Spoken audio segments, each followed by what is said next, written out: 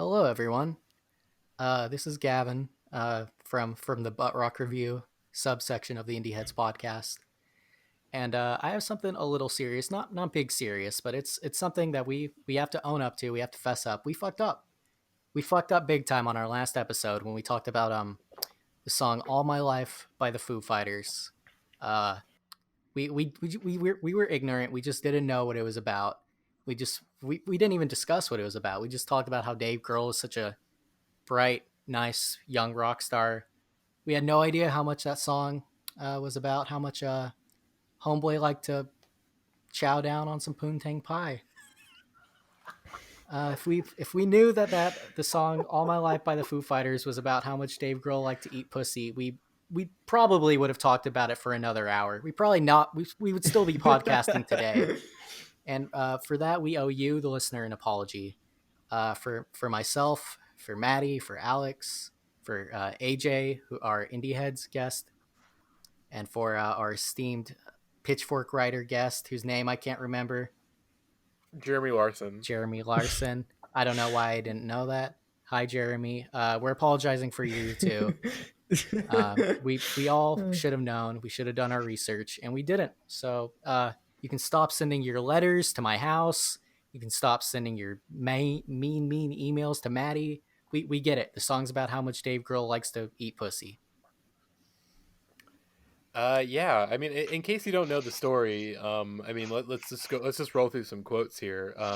So this comes from the Genius page, and we should say that this was pointed out by Indie Hits podcast member Jake.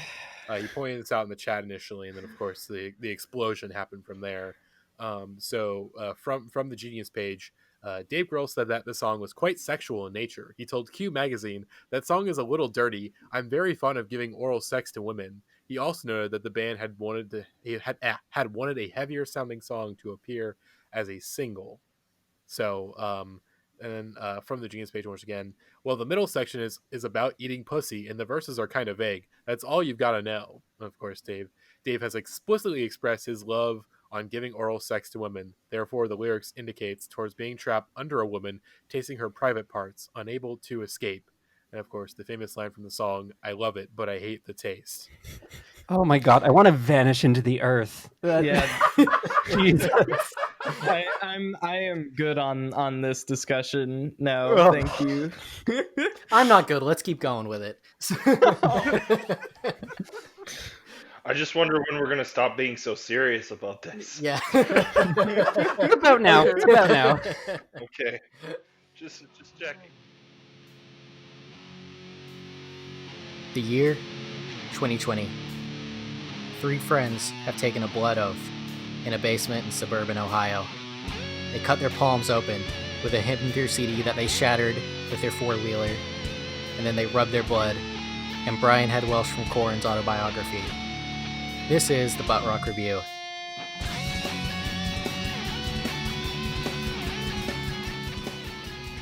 All right, welcome to the Butt Rock number 1's episode 3. Of course, I am your host, Matty at Monrovia and Prince on Twitter. My colleagues on this episode, of course, we have our main trio here: myself, Gavin at 490 Freak, and Alex, who is not on Twitter except for on our podcast Twitter at IndieHeadsPod. Welcome back, denizens of the Butt Rock Deep. It is I, Guitar God 97. Wow. Oh god. And we have two guests for this episode. Of course, we have fellow Indie Heads podcast member Lily on with us for this adventure. Yes, hello. Happy to be doing my part. And just to be clear, you cannot follow me online anywhere. I too have escaped. I've fled the internet. I've been in isolation for 6 months, and at this point I've rebranded to a purely conceptual entity.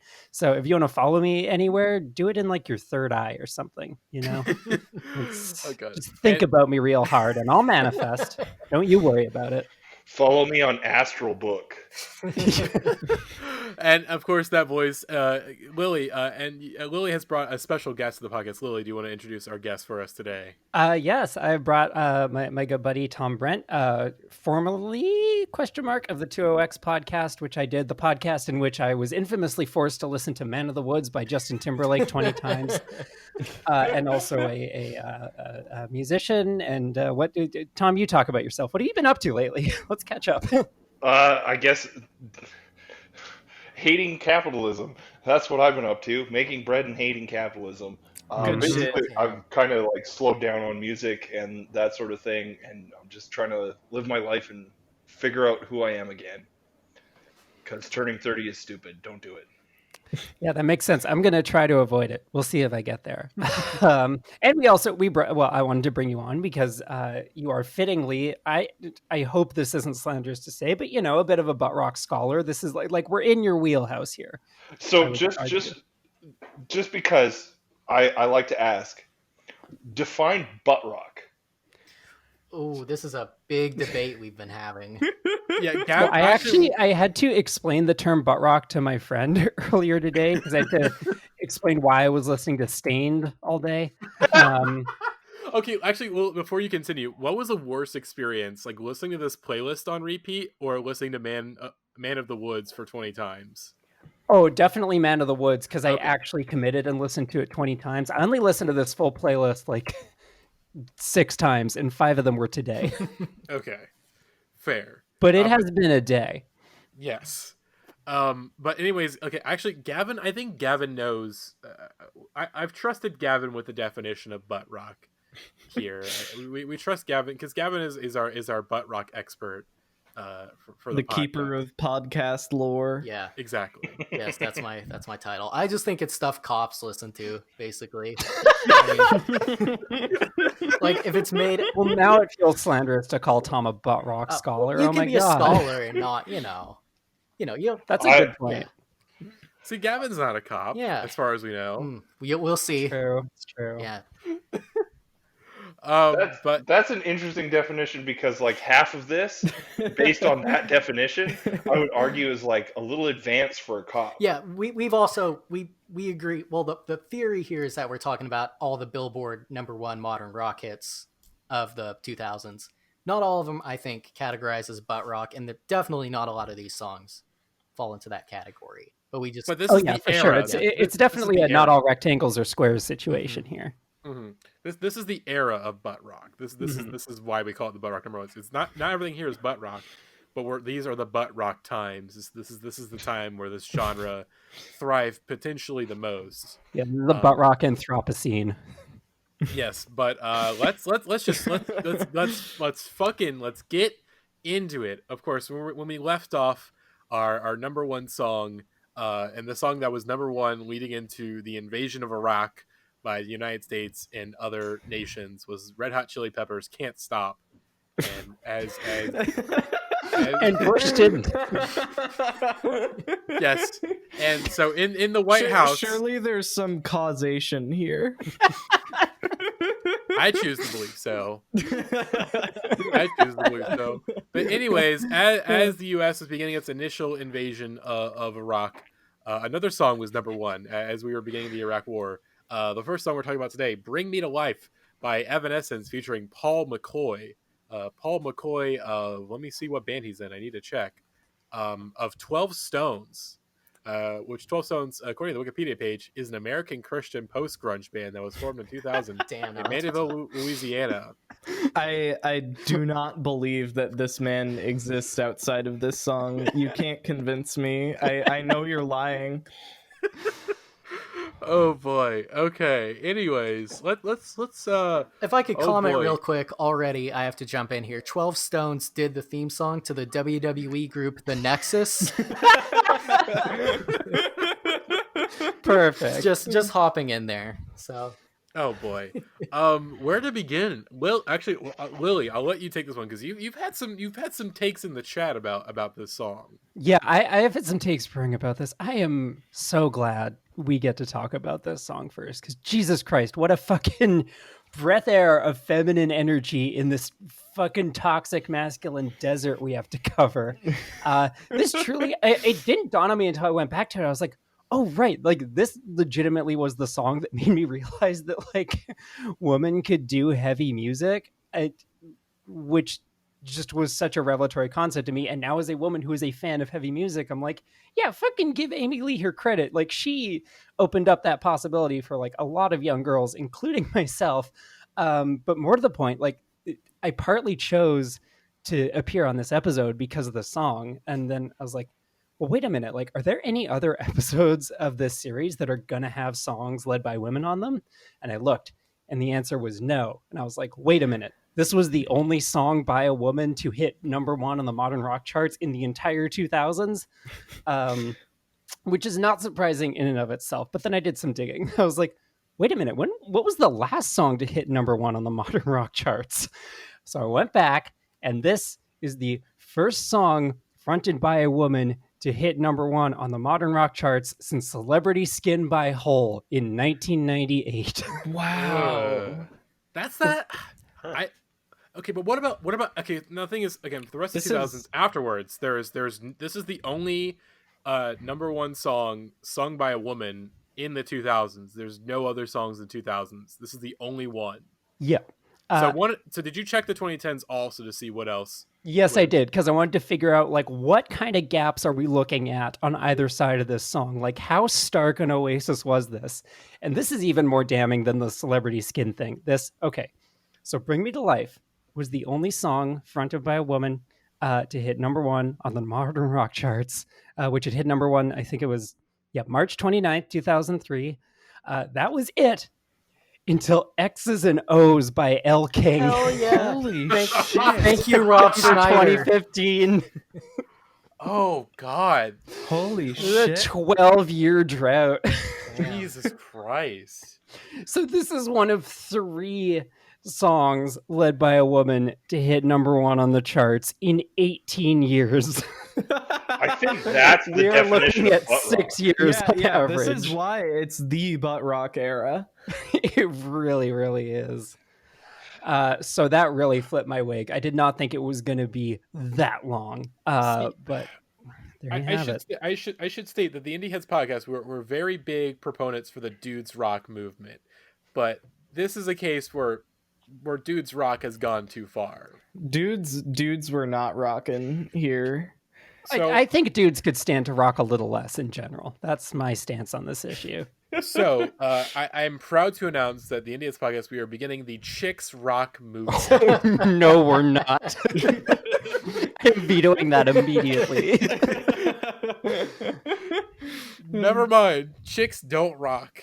No, Chicks we do have not the rock at Saoirse all. Ronan-led woman hyphen movement, and that is the counterpoint to dudes rock. Anyways, let's talk about the song. Let's talk about the song a little bit. I love this song. Yeah, so the song's much. fucking great. It's so good. This is an incredible Oh. song. Oh, disagree. Oh, okay. Disagree. Let's open up the floor to our guest. Yeah, you take the floor. You take the floor here. I want to hear those takes, baby. This song, okay, so to be clear, at the time, I loved it. I loved it at the time. But listening to it now, I can't help but hear, oh, pick me, I'm not like other girls chick, trying to fit in the most fake-ass way possible. Like, I listen to the production choices on this song, and all I hear is failure after failure after failure after failure after failure. They could have made something interesting. They could have made those choruses hit harder. They could have, like, it sounds like manufactured aggression entirely from start to finish.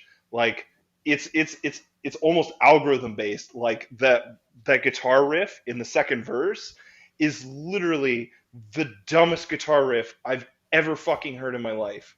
Like, I can't even describe to you how bad it is. Okay. And all they had to do Wow. was pick out different notes and play the same rhythm or play a different rhythm or anything. They could have done anything and it would have been a better song. Okay, I but will. Headstrong does the same thing, Nope, but worse. we're not Yes. going there yet. We'll get there. We're gonna get there. We're gonna get there. Okay, I want. Okay, Tom, I want to say, have you heard the synthesis version of this song? I think No. that.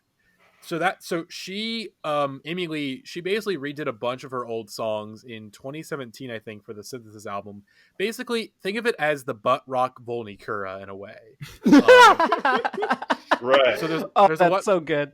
there's a lot of interesting like string work and synth work in there, and I think the new version of Bring Me Life is very, very interesting and very, very good. First off, you have no shitty dude on the song. It's the worst part of the song by far. Is Paul Wake me McCoy. up! Can't wake up! It's just the most dry, awful vocal takes you His- can get. I think This little section, he is definitely trying to sound like the guy from Disturbed, right? Like there's yeah, definitely, for sure. yeah. Oh god.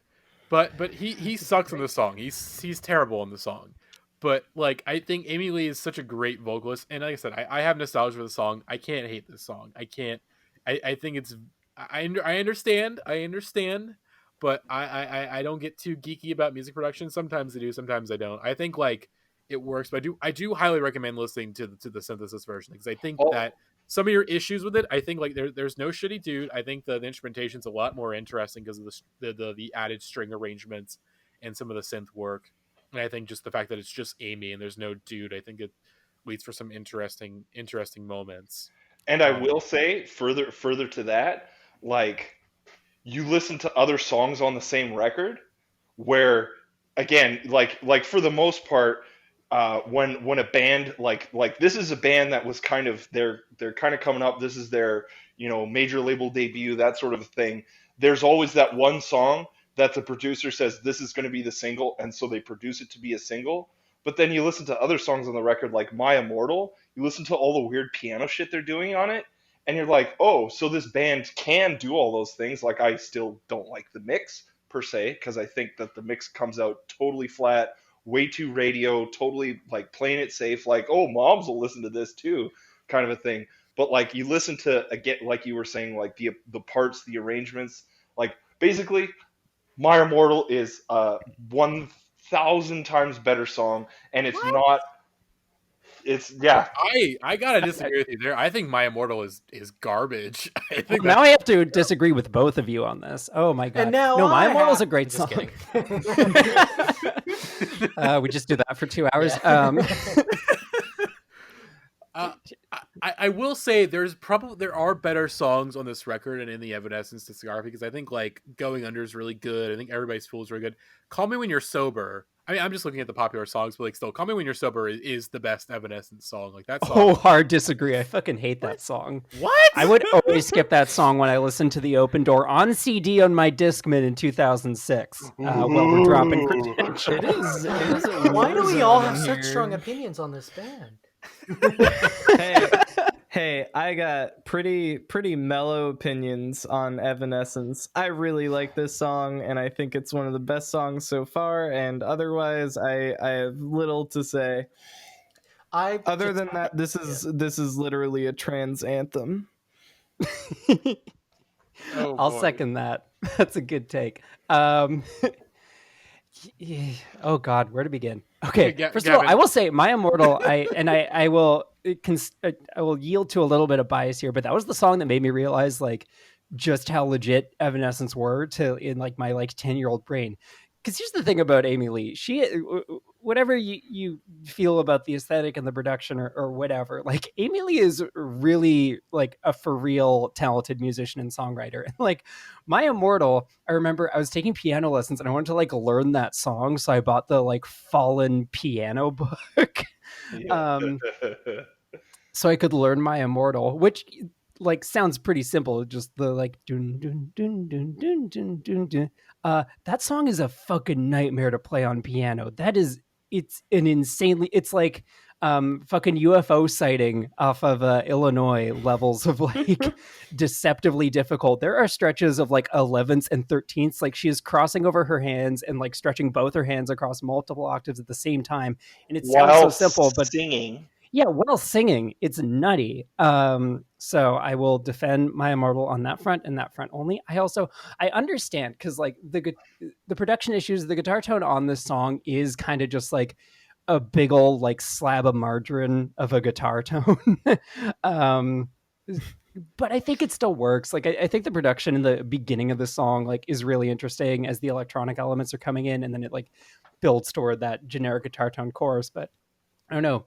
It doesn't bother me, and I'm sure a lot of that is nostalgia. But like, I was kind of impressed because I know it's like very, I don't know, histrionic and theatrical as well. But also like, what music from this era isn't? But I had some reservations revisiting this, but I was like, no, this sounds fucking great. This still like really gets me going, and like, I also could not disagree more with the I'm not like other girls thing. Like, I think part of why Evanescence succeeded so well is precisely because Amy Lee like didn't indulge in any of that bullshit. Like it, and this is just subjective, but like as a young girl seeing Evanescence, I was like, right, okay, here's a woman who is like a talented ass musician who is like putting the work in and managing to look like a like cool hot badass without capitulating to any kind of like gross like pop star male gazy bullshit that like pretty much every other woman got forced into in that era, especially women in rock bands. Like um she's not falling into like any of those pitfalls, is just like doing her thing and being awesome in the process. And yeah, that was like a huge thing for me to get to witness a woman do that, and just like it showed me those things were possible. So I feel like Evanescence to me is like the total opposite of like I'm not like other girls energy. Which is, I think, I won't necessarily disagree with that, but there's definitely certain vibes there with which are probably, I'm mistaking the histrionics and the theatricalness and ooh vampires ooh thing, but fair enough. I'll give you that. Long short story, it sounds like Amy Lee, if you're listening to this, give Lily Mikowski a call. Yeah, let's chat. Let's catch up. It's been a minute since I saw you in an arena in 2006. And I mean, I will also accept that it's kind of all relative here. Like, I only look up to this song so much because it was like the literal only thing to look up to. Like, I remember I looked back and I had forgotten that this was the origin point of this song, and I knew this ensemble, but this song was released as a tie-in with the soundtrack for the Ben Affleck Daredevil movie. What? Yes. Oh my god. What the Was fuck? the debut single and was part of the Daredevil brackets 2003 soundtrack, Damn. which I very distinctly remember. So I did watch the Ben Affleck Daredevil quite a bit growing up, just because there wasn't much else around. But it was because I fucking loved Elektra, and there's a really great, well, not great. There was a scene that 7-year-old me enjoyed a fair amount in that movie of like Elektra doing like crazy sword fighting stuff, and it's to this song, and like that was the only representation I got within this sphere. So I was like, you know what? It's not great, but I'll fucking take it. And the drowning, that was, I loved that soundtrack back in the day. Like that was one that I like, Drowning Pool, Rob Zombie, all that shit. I was like, yeah, it's all in one place and in one movie I really liked for some reason. Sweet. It was awesome. Yeah, my angle was, this thing has any women involved with it. Oh boy. Okay. Gavin, did you have any last thoughts before we move on? I feel like you're holding it back. I'm incapable of separating this song from like, you know, the thing it's become, which is unfair, but like I hear this song and I picture like Prince Zuko from Avatar, like AMVs or whatever. Like it's just, you know, it wasn't made for me and it's not for me, and it's like Amy Lee's obviously very talented, but it's not my thing. Like That's fair. Yeah, that's what I gotta say about it. It's no unwritten law seeing red, is what I'm saying. I think it being the only thing on these charts very explicitly made for me, it like gets a pass by default, and I am similarly unable to view it objectively past that point. Yeah, I think that's fair. Oh god. Honestly, all right. Let's. It's all downhill from here on this list, in my opinion. Whoa. Downhill. Are you fucked? Oh no! I'm sorry, we're about to talk about like one of my favorite songs of all Oh, time no. next. And there's an even better song coming up later on this list that's from the same Okay. record. Let me Like- clarify. Sorry, the Linkin Park songs are great, but everything else that is on this list after Evanescence is just horseshit. And I think I just in my brain have a Linkin Park exclusion zone. Oh man. god!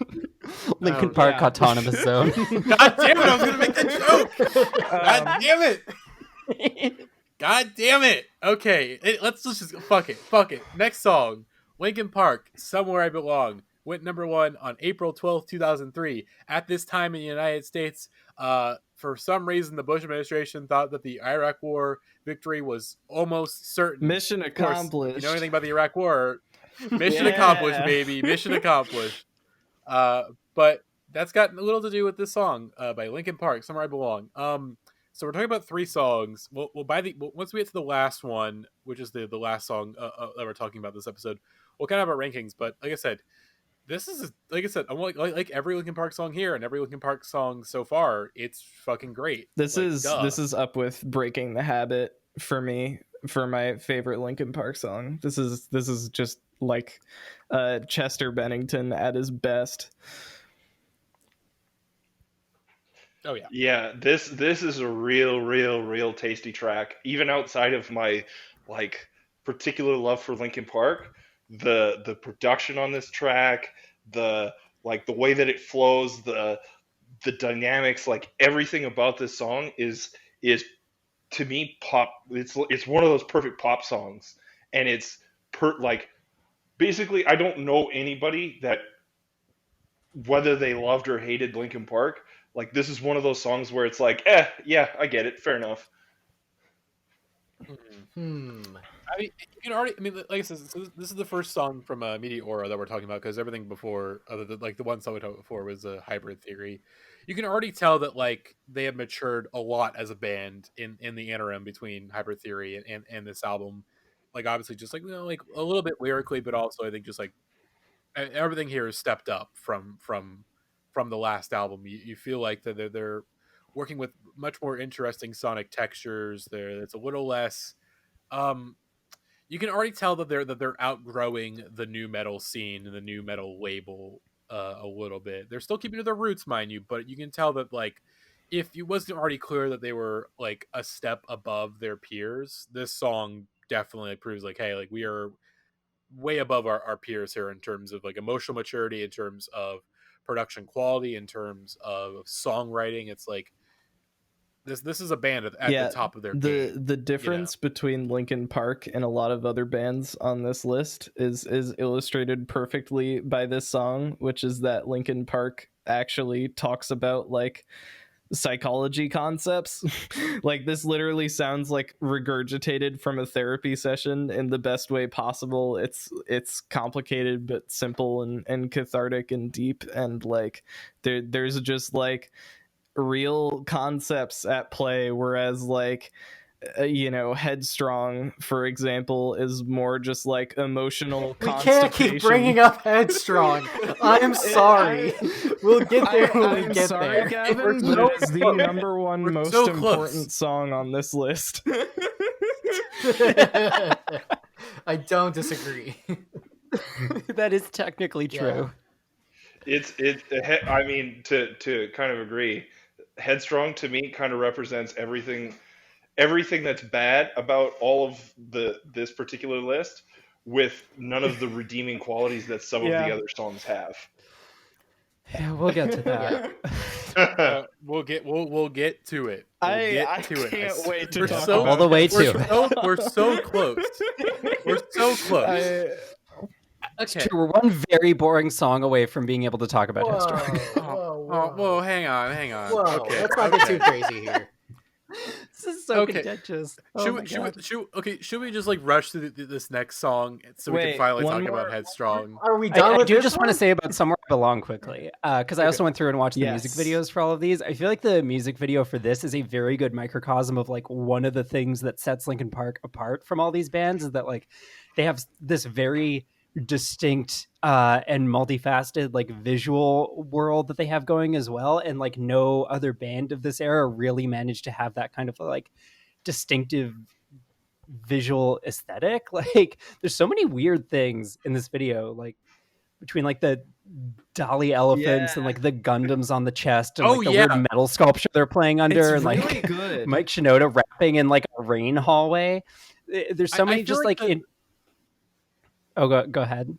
I was gonna say, I feel like the visual aesthetic, at least with this album and then kind of the last one, it feels like a mix of like, obviously like now it's kind of cool to be a hip hop artist and like anime. I feel like Linkin Park were kind of innovators in this sense, being like, hey guys, you can like hip hop and also like anime at the same time. Like it's fine, because like the visual aesthetic of a lot of these videos, at least this video and then kind of Numb a little bit, is basically just like graffiti. Naruto anime. is real and strong and my friend. Okay, Naruto wasn't for years before this. Like, wow, I'm so old. Yeah, Alex, I have to disagree. Naruto, he's not real, but you know what is real? Quohog. Yeah. If I can bring something up real quick that I sent in the chat earlier, I would like to quote something from Family Guy that is real, and Alex lives in Family Guy town. This is a quote from the baby from Family Guy. I don't know if you know this, but his name is Stewie. He said, "My wee-wee has rigor mortis." That's a quote from the TV show, and it was also tweeted out by Chester Bennington on July 25th, Thank you, 2014. Chester. So I'm gonna smash a retweet on that real quick, and I keeping it real, that. Chester. Yep. Like Family Tom, Guy. I'm sorry I didn't real. brace you for this bit before it came up. What bit? That was one of the things where I was like, the Quahog thing is gonna come up. Should I tell Lily, him? what bit? Lily, what bit? no Alex bits lives here. in Quahog. There's no Good bits. point. Alex Good lives in point. Quahog. It's an important part of the canon that we all take very seriously. Canon. I mean, a bit's a bit. I'm always here for the bit. What bit? The natural Alex lives in resting Quahog. state We of know this this. podcast is to bully me about Family Guy. As you should be. That's totally fine with me. So moving on, the next song is Like a Stone by Audioslave, and it's pretty it's fine. Chris Cornell is a unique vocalist and definitely the strongest part of this song. The acoustic guitar bridge kind of sucks. Sorry. Rest in peace, man. What? Okay, Yeah. I vehemently disagree with you there. I think the guitar solo bridge is great. I think Tom Morello is a really unique guitarist. I Tom really Morello like this is way song. underrated. I am with Matty. I always thought Audioslave was one of those bands like Prophets of Rage or like the Lennon and Claypool Delirium. Like one of those bands that like nobody actually listens to, but like Gen X guys at record stores will like harass you if you don't know who they are. Like, but that's why I thought Audioslave was. But this song is kind of a little tasty jam, in my opinion. I kind of dug it. This song is in my bottom 3 out of the This song's in my this top playlist. 3.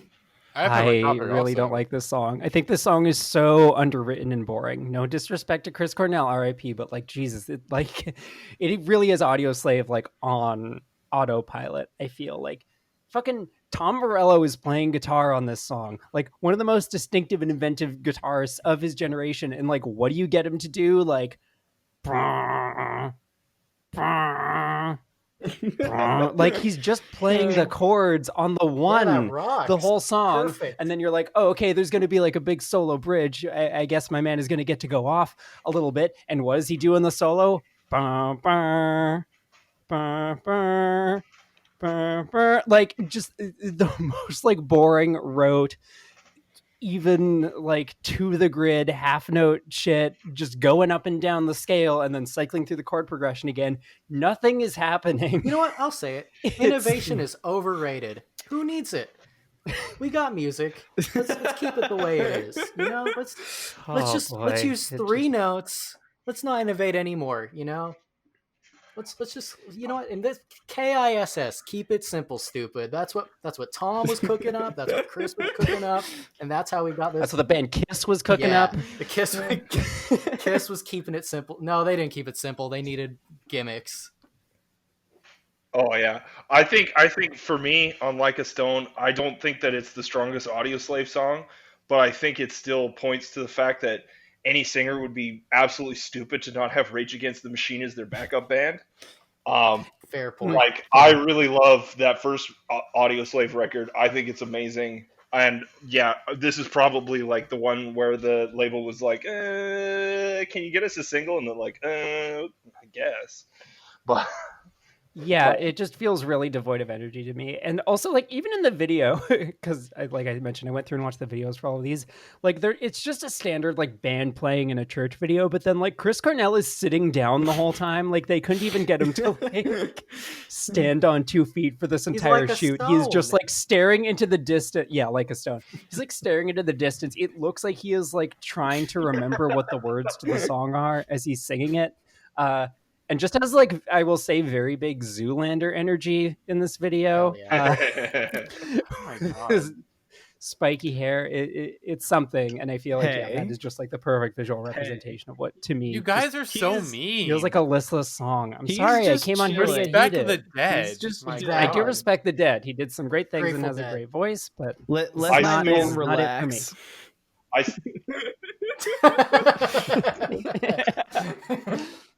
What if it was I called still Like a really think Stone? Audio Oh, Slave is a I great agree band, with though. you. Like, And I loved this song in high school. I just it didn't hold up for me in a way I was expecting it to, I guess.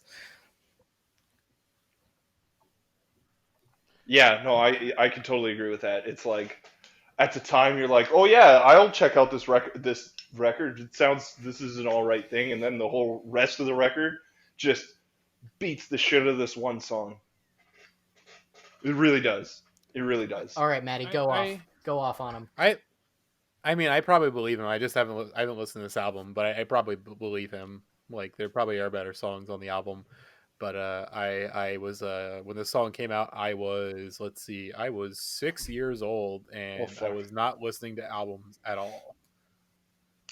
You're dealing with you're dealing with some Yeah. Gen Zers on this pod. I'm 31 years old. Like, holy shit. Oh, yeah. See, that's the fun thing about some of the guests that we're having on this podcast. We will have basically a guest. We will have obviously a podcast guest and a special guest on pretty much every episode. And we're having another special one, I think, next episode. It's fun to see because I think last time we had Jeremy Larson, who I think is in his mid-30s, if I remember correctly. And it's funny because, like I said, everyone else, like when these songs came out that we were talking about on the last episode, which is like 02 to 03, all of us were like anywhere from the ages of like 4 to 5 to like 7 or 8, and then of course he was in high school when those songs came out. But yeah, anyways, I this is a nice song. I wasn't listening to albums at this time. I don't even think I had an iTunes account yet. I literally only listened to whatever was on the radio that my parents played. Of course, Bring Me to Life was on the radio all the time. Matchbox 20 was on the radio all the time. That's a sad band that we're not going to talk about on this podcast because they were probably on the mainstream rock charts and not the And modern yet here rock we are. charts. Talking about Anyway. Matchbox 20. Matchbox 20, they got heaters. I will just say they have. Matchbox 20 has heaters. Rob Thomas solo has heaters. They got some good stuff. But we're just delaying the inevitable here. Let's finally get to it. So on. I just want to say, preemptively, fuck this next song so bad. Fuck it so hard. I hate it so much. The So, next song on, is everything about it. Strong by Trapped. On- It is very commendably one of the worst songs of all time. Full stop. One of the worst songs I've ever heard. I don't say this a lot. There are not many songs I have called this. This is like it might. I don't know what else to say.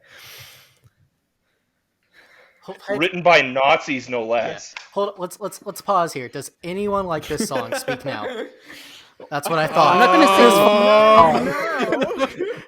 I'm not gonna I say will not, it, hey, but hang on. bad. Hang on. I will not say that I like this song, but I don't think Yeah. it's that bad. That is exactly my take. Hmm. I don't think it's that sounds bad. like two I thought- wrong takes. Okay, well, so I will say I thought my take was going to be more positive because I have like weird. I'm not going to say positive memories. I don't know. I remembered kind of digging this song at the time. Like I didn't didn't mind it. Granted, I was 8, but I was like, hey, maybe I'll head into this being a headstrong defender. Who knows? I'm not gonna defend Trap the Band as people. I was in the same position because I listened to the song a couple times to the playlist, and I was like, oh, this isn't like that bad. And then I had one last listen through while watching the video, and I was like, oh, okay, yeah. Totally understand the hate for this song. I listened to this song on my friend's MP3 player at summer camp too, but that doesn't make it good. It doesn't make it excusable. Have you heard the riffs? Did you listen to the acoustic version, which just highlights yes, why I did. It's that a bad is song. amazing. More than just being a bad acoustic version of a track, it really gets straight to the point of why this song sucks so bad. Yeah, the arrangement does not hold up without a distortion pedal. No, this honestly, like the first thing that stuck out to me is like my memory of this riff was that it was like this like this real like gnarly fucking groovy riff, and then you listen to it again and keep in mind I've been audio engineering for like 10 years. I've been doing I've been a musician for 15. Like it's been a long time since I heard the song, etc., etc. And I hear it and I'm like, wow, how can you suck every fiber of life out of what should be very simply an easy guitar riff to make sound gnarly? How do you do that? Like, it's almost talented how bad they did. Like, you have to have a certain amount of talent to do things poorly on purpose, and yet they couldn't even do it that bad. Like, it baffles me. I hate the song. Let's move on. Yeah, I want to talk about time. it. This was the number one of the whole decade, mind you. Yeah, this was the number one modern rock song of the entire decade. And we can't forget how bad the songwriting is too. When you listen to it in full, it feels like you've been listening to the same 1.5-minute long song on repeat in a very, very bad way. So I want to talk about exactly this, because I went in thinking, like, I don't think I'm going to dislike Headstrong that much. I think I might be kind of one of the people who sticks up for it a little bit. And I listened to it and I was like, yeah, this isn't that bad. I obviously it doesn't hold up, but I can like kind of get into it. And like, so, did the opening riff, did that weird little verse, do the chorus thing, he was ready to take on anyone. And I was like, yeah, this is like pretty fine. And then we got to the outro and I was like, yeah, you know what? Fuck it. That song's pretty good. I'm going to stick up for it on the pod. And then I checked my phone to see what song was next on the playlist. And I'd been listening to Headstrong for 90 seconds. What I did not realize until then was a 5-minute long song. The album cut of this thing is 5 entire minutes, just copy pasting those 90 seconds. And I was like, okay, you know what? Now I get it. I can't stick up for this thing fully. This like that. Those first 90 seconds are kind of solid, but then they just keep doing them and it's bad. Garbage. Yeah. It does feel like it lasts Mr. 10 Trapped minutes when you listen to the album is version. easily one of maybe the worst vocalist we've talked about so far. Also, he jumps between this awfully cloyingly sweet and actually kind of like emo inspired tone to like the just obnoxious raspiness and like his butt rock rapping vocals in the bridge are some of the worst there are, and when he sings I can imagine his mouth moving. I can see a human being trying to make these sounds. Yeah, this is just, it sounds so wimpy that than I too remembered it. It's it does not sound very headstrong, very I will ready say. to take on anyone. It's a fatal flaw in the concept. He very much could not take anybody on. Yeah, No, he has in fact proven as much many times now. that riff is so fucking bad. I'll make the argument that it, like, let's say you get Chino Marino on vocals and you get Converge as the backing band for this song and you get Kurt Ballou to do the production. This song can absolutely rip. But between the production and the songwriting, it's like, oh, no, it can't. Yeah, the reason this went number one, like, forever is because it's fucking, like, Baby's first, like, hard rock song. And what of it? Maybe it was for some of us. There's nothing wrong with that, but it's just that's why it's so big. It's like Old Town Road. That's If Old true. Town Road was not fun or good or like aware of what Old Town Road is. Actually, No, it's Old Town Road. If the chorus was like, I got the Blue Lives Matter shirts in the back. see, I got the felons in the back. Oh my god. So sorry. Speaking of gatekeep, like the whole baby's first hard rock song, like something that I've been thinking about a lot lately, like especially in terms of this song. Yeah, it's baby's first hard rock song. How do you not gatekeep on a song like this? Like if somebody's first favorite song was Trapped, how do you take that person and go like, okay, let's steer you in a much better direction here instead of they stick with like the Five Finger Death Punch Trapped thing? Like how do you not be a gatekeeper in that sense? Like I don't even know how you could at the time like not be like, okay, fuck anybody that listens to the song, you know? I'm not a big gatekeepy guy. Like here's the thing: if you do like the song, it's like, look, Tanner, as long as you don't do, as long as you're not a racist, like you can like the song all you want.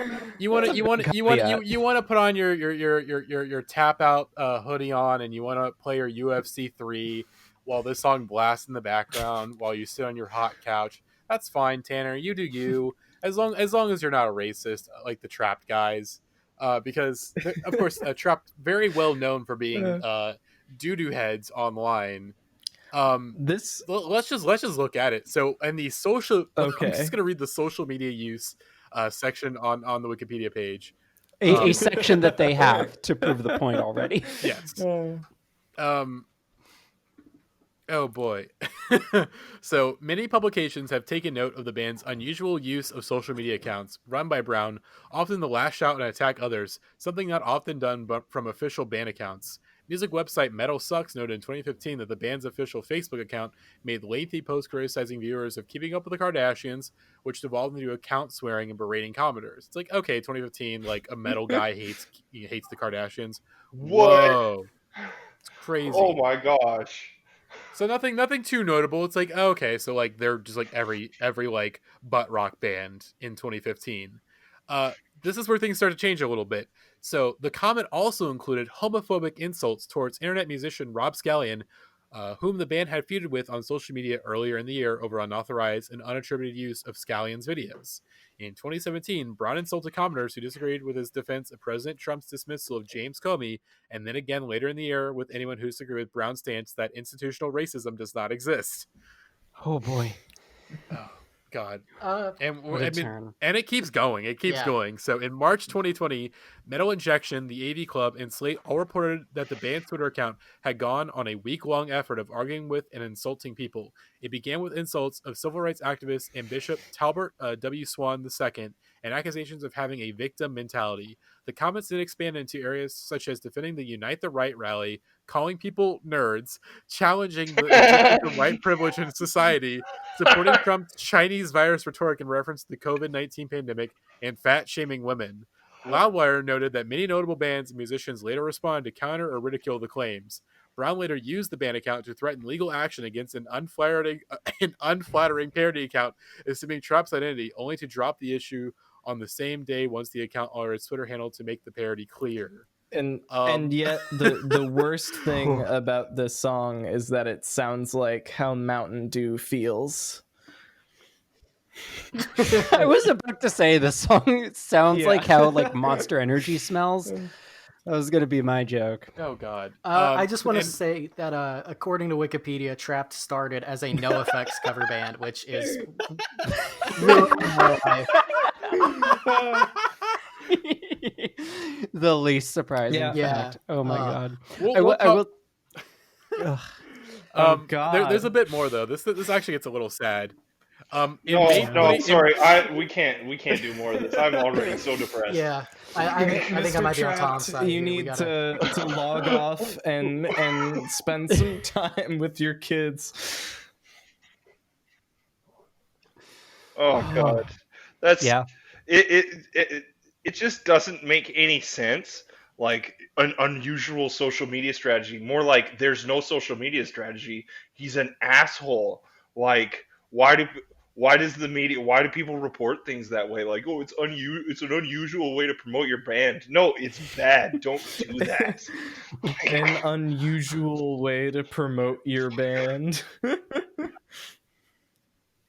Unorthodox marketing strategy. Yeah, our new unorthodox marketing strategy is lynching. Whoa, buy our record. Well, like what? No, that's awful. That's all bad. We shouldn't. No, I don't like it.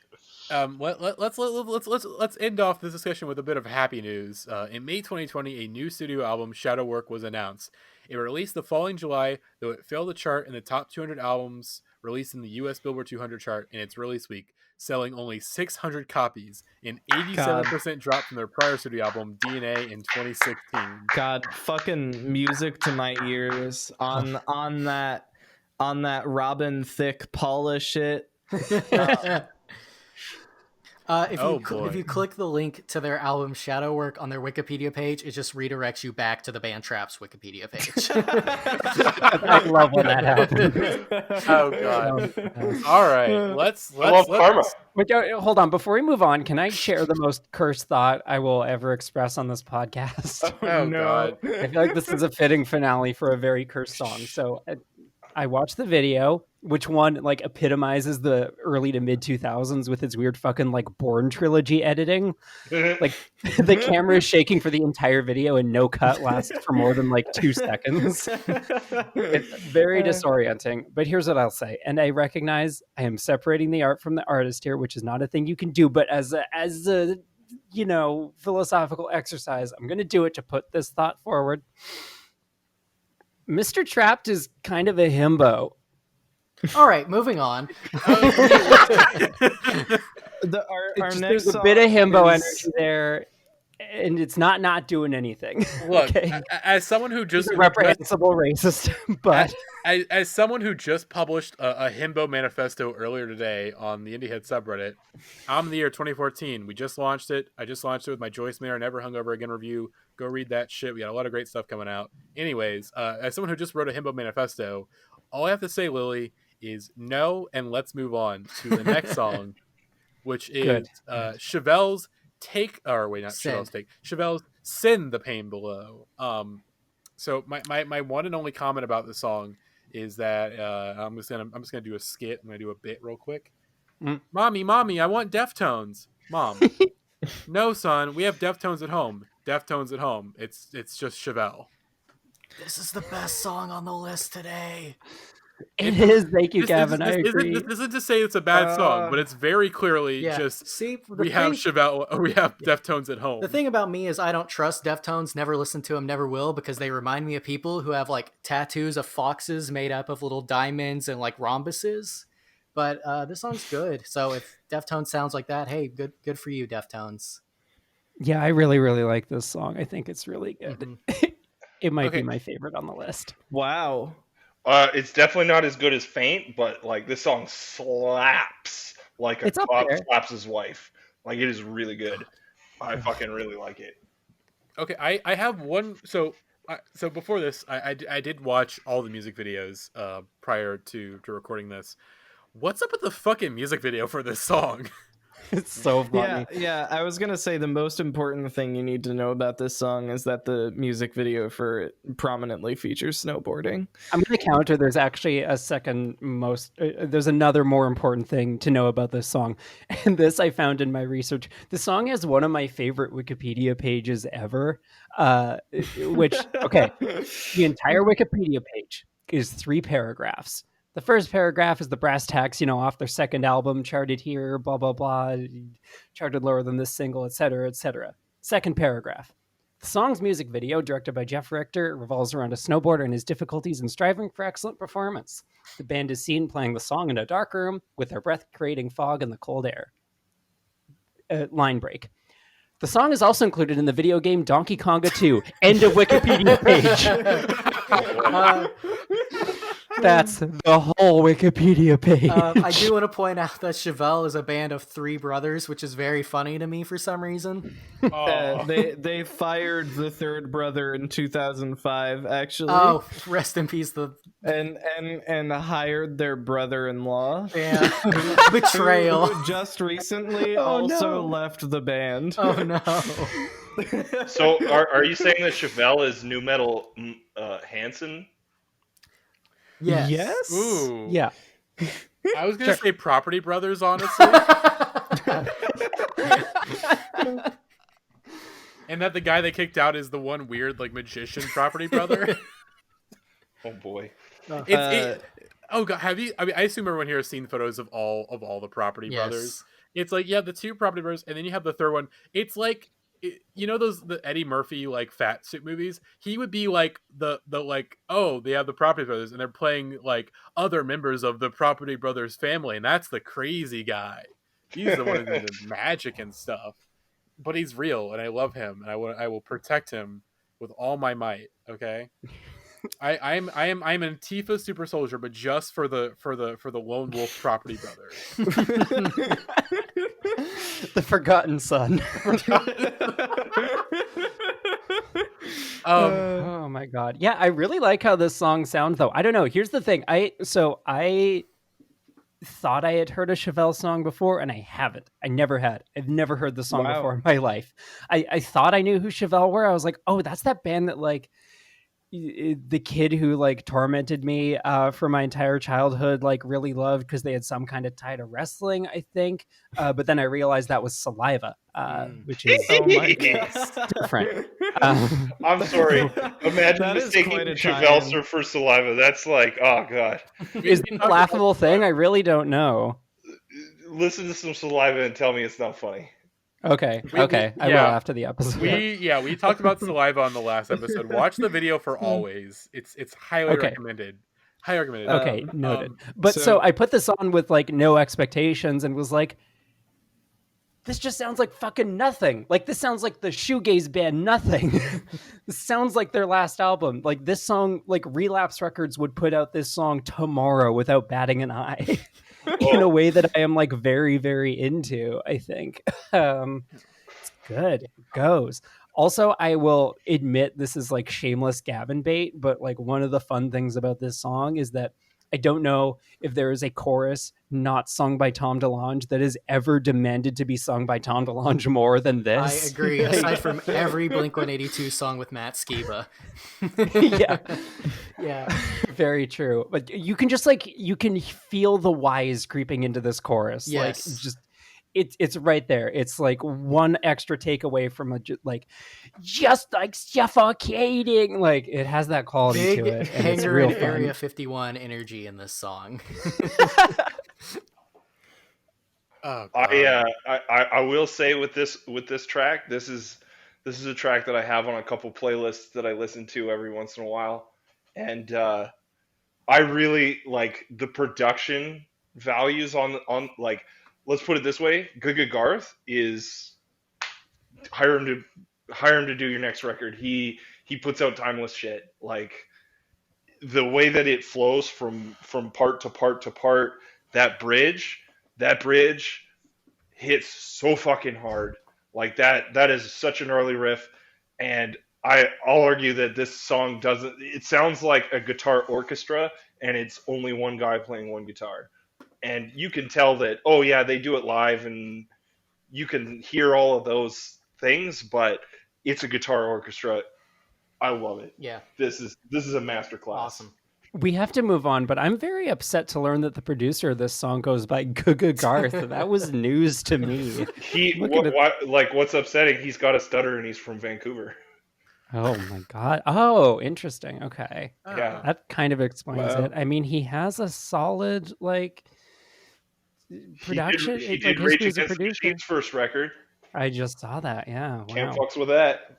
Love that guy. Although there are better Chevelle songs. I think The Red is a really great song. Vitamin R is way better than this. And Jars is really good too. Jars is also a really great song.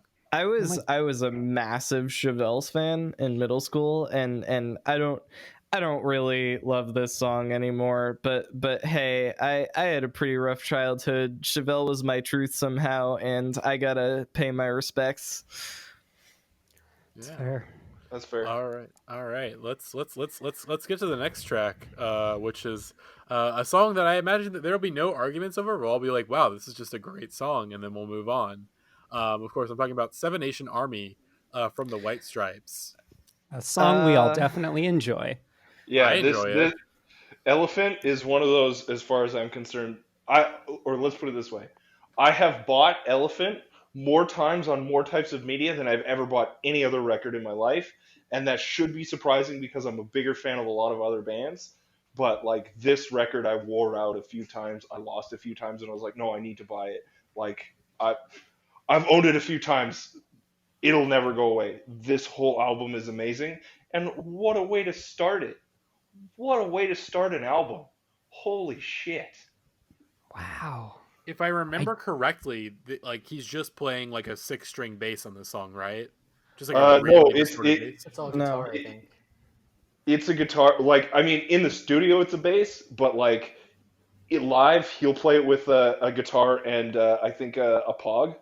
Oh, okay. Just, like super down tune it and then stereo splitting, all the White Stripes thing. But yeah, it's holy fuck. It's so good. I mean, yeah. So I feel like I need to apologize. I was being quite sarcastic earlier. This might be my least favorite song on the list. I don't think it's the worst one, but I think it's my least favorite. I mean, I Not get it, into but this. like I was really hoping to move on. I have nothing to say. It's okay. Well, I will say this much. Here is my review of Seven Nation Army. So I'm a occasional soccer viewer. I like to watch it from time to time. I like to follow the World Cup when it happens. That's a thing I enjoy because that's what was a part of my growing up. And when the World Cup happens or any soccer happens, countries and teams will have like songs that they sing, and a lot of the countries with like a strong tradition of soccer, like the South American countries in England, will have like a whole repertoire of songs and chants that they will sing during the games to hype up their team. And the teams which do not have much of a like musical soccer history and who need a placeholder chant will just sing Seven Nation Army. It's the song people sing when they have no other song to sing. It's like, we just need any noise, boop, put Seven Nation Army in. And I feel like that says all of my feelings about that song. I mean, it's a sick song, so it makes sense why they would sing that. It's pretty sick. Oh my god. Okay, Yeah, we should move on. I'm on board. I'm on board. Yeah, it's good. Everyone either likes it or is sick of it. I don't think anyone like actively dislikes it. Whatever. I kind of actively dislike it, but I won't go into that go point against any my further. point. Okay. Sorry, I did fail to pick up on the fact that you were trying to get us to move on. I will let you do that. Sorry to emulate my icon Bernie Sanders, but I'm gonna shush a woman right now and say stop. I'll allow it. This is just for Bernie. Oh my God. Yeah. Shush women for Bernie? Is that that's where we've come. Take that cause. Oh boy. Okay. Let's move on. Let's get to the next track. Oh boy, this one, I honestly, like, going into this list, I think this is one that I didn't think we would say a lot about, but boy, oh boy, did we learn a lot about Jane's Addiction this week doing our research for this episode. So the song is Just Because by Jane's Addiction. And of course, on first listen, I was like, oh wow, this is actually like kind of a fun little song. I kind of dig this. I like the guitar work. I like it's fun and boisterous. It's like this is a nice little blast of energy, God, I don't agree. I don't blame you. I know you don't have good things to say farther down the line, but I don't agree with that base premise. This song sounds like nothing to me. This isn't even music to my ears. It's just bright glam aesthetics turned up to an 11 and thrown at the wall.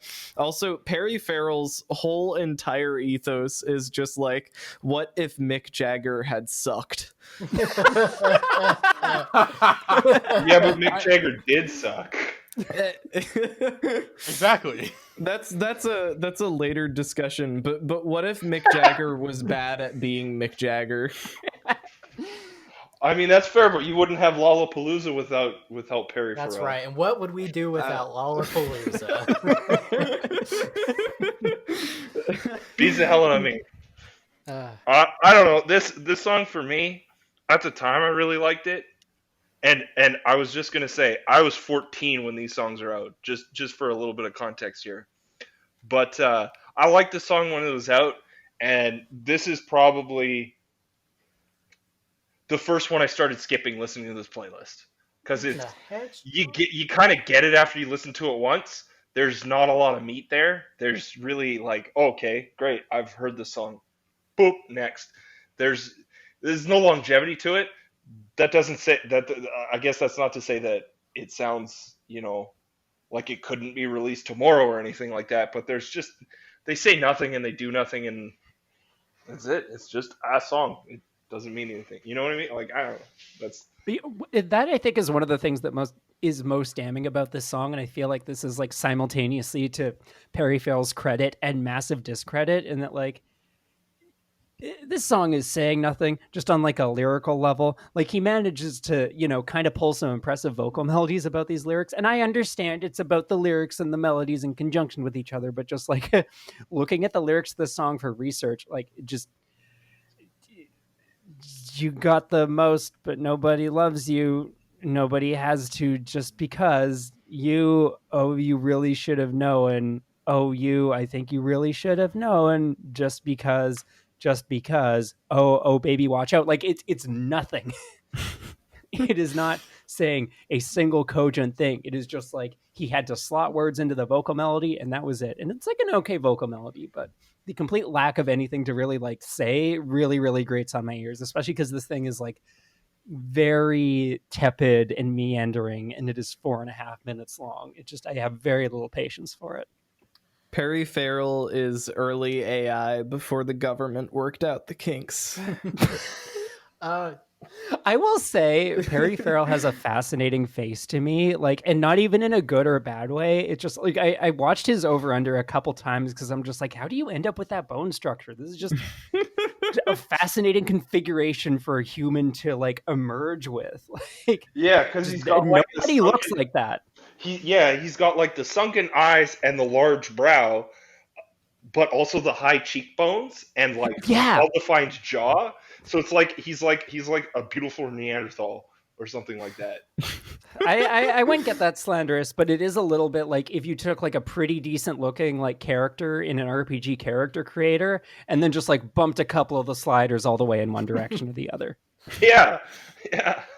I guess that's a pretty mean thing to say. I'm sorry, Perry Farrell. We got mean things to say about members of Jane's Addiction. My mom. Oh yes, we do. My mom legitimately thinks that Dave Navarro is the devil because he has scary eyebrows. Which feels like a vast overestimation of Dave Navarro's eyebrows. I don't know. I think it's his cheekbones and the fact that he pretty much always has a soul patch mixed in with his weird eyebrows. And it's just like my mom. I'll never forget. We were watching VH1, one of those shitty talking head shows where they count down how many Guns N' Roses songs are good or whatever.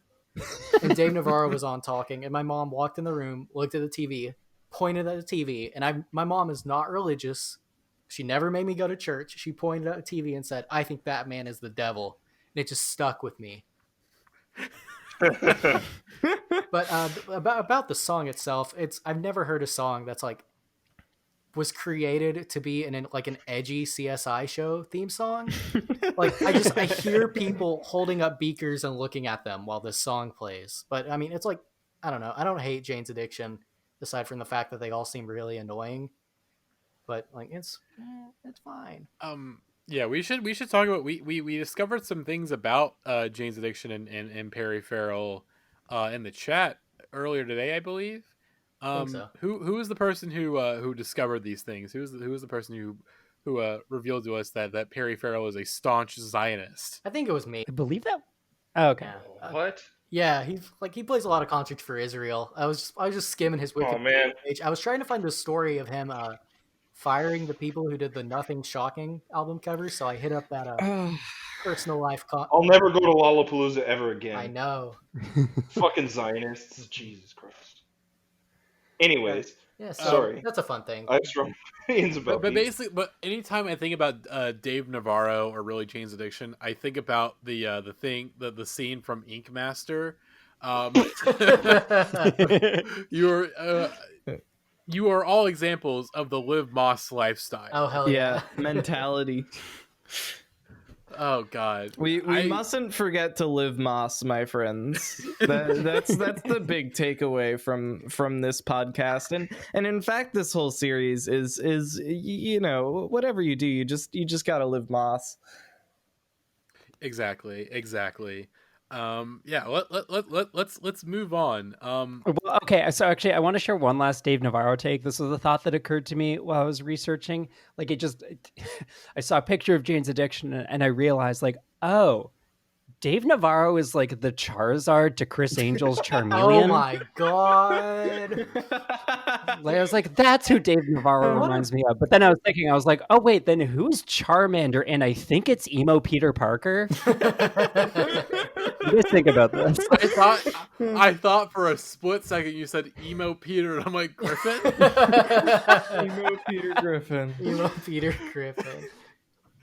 No, emo Peter Griffin is Zapdos or whatever, one of the legendary ones. I feel like this is a relevant time to bring up the fact that Dave Navarro was in fact briefly in the Red Hot Chili Peppers.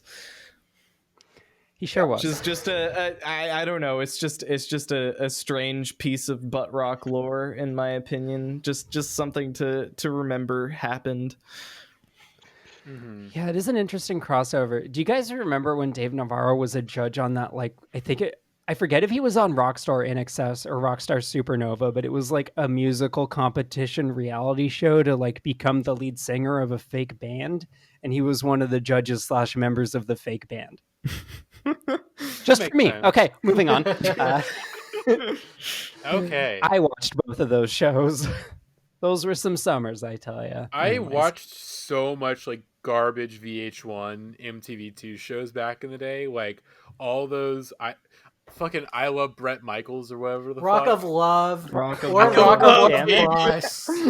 Dare you misidentify Come Rock on. of Love? Come on. Rock of Love 2 Yeah, Rock of featuring Love. Dave Navarro. Rock of Dave. Rock of Day. Not even about love.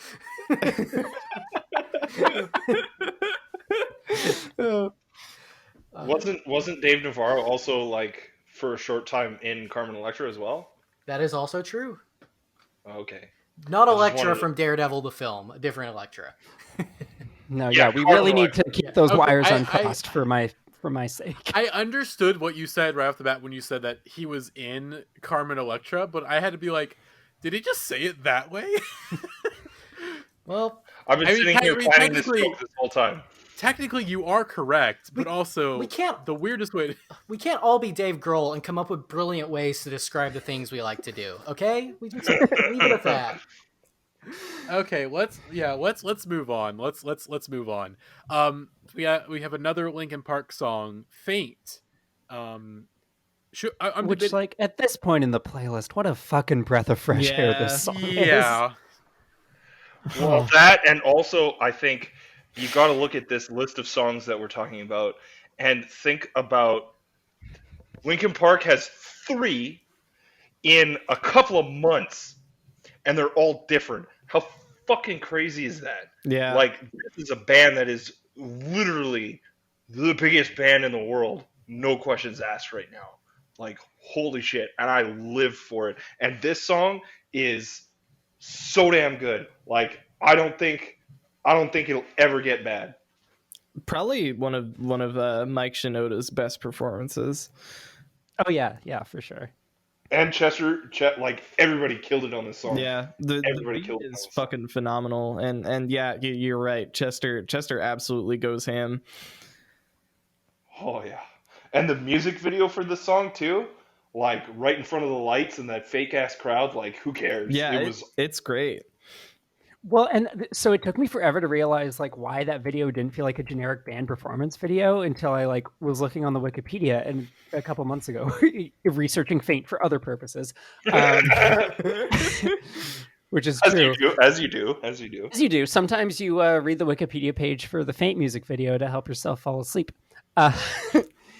So I was doing that, and it's like a generic band performance video, but they're all shot from behind, which is just like one of those simple little inversions on a formula that Linkin Park does so well and helps them just like stand out from the pack. Just that like tiny little bit more in a way your brain doesn't even register. But it's like, yeah, that's like the level they were thinking on of like, oh, well, rather than just do like this straightforward thing, let's just do like the exact opposite and have it still be really effective and visually engaging. Yeah, absolutely huge. And I will say too, like Meteora was probably still to this day the album that I've ever been the most hyped for to get released, because I'd been into Linkin Park for a few years at this point. I wasn't really there for when Hybrid Theory Reanimation got released, but I was like, let's get this back. I need this album today. I need this album today.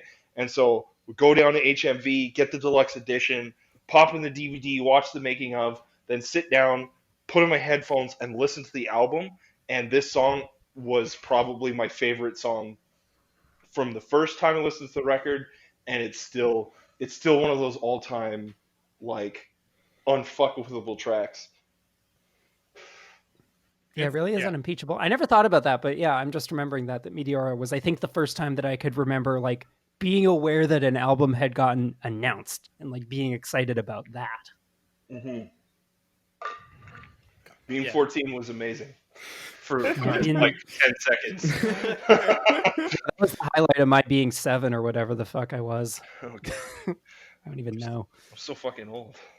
Jeez. I was 14 for this stuff, man. Like, I just it's one of those things. I was actually talking to a buddy of mine about this because he was telling me about like, oh yeah, I seen Supertramp live back in the day. I've seen this band, and on one hand, you hear people tell the stories about like, oh yeah, when this band was like at the height of their whatever, or when they were still underground, I went and saw them in like a tiny cafe somewhere, and that sort of a thing. And on one hand, you hear other people tell those stories, and you're like, shit, I wish I was there. I can't believe I missed it. But on the other hand, it's like, yeah, you guys were kind of there for this, but I was 14 for this. This is like maximum hormones, maximum problems, like maximum everything. And Meteora comes out. Like, that's amazing. Wow. That is great timing. Yeah. I never thought about that. This is like the perfect record to be 14 and listening to. 100%. Yeah. I can't. I don't mean that disrespectfully either. Like, it's just, No. it's doing what it's designed to do. 100%. And it's like, it's one of those. Linkin Park has always been a weird band for me, because every time I sit down and revisit them, both like some of the stuff that I wasn't really growing up with and the stuff that I did grow up with. And it's so interesting to me, like how and you'll never know, I'll never know, but they made such a mark on me that I'll always relate to that band no matter what they release, even though like some of that later release stuff was like not the aesthetic I'm really looking for. But if I really sit down and listen to a song off of, say, what was the last album they released? One More Light.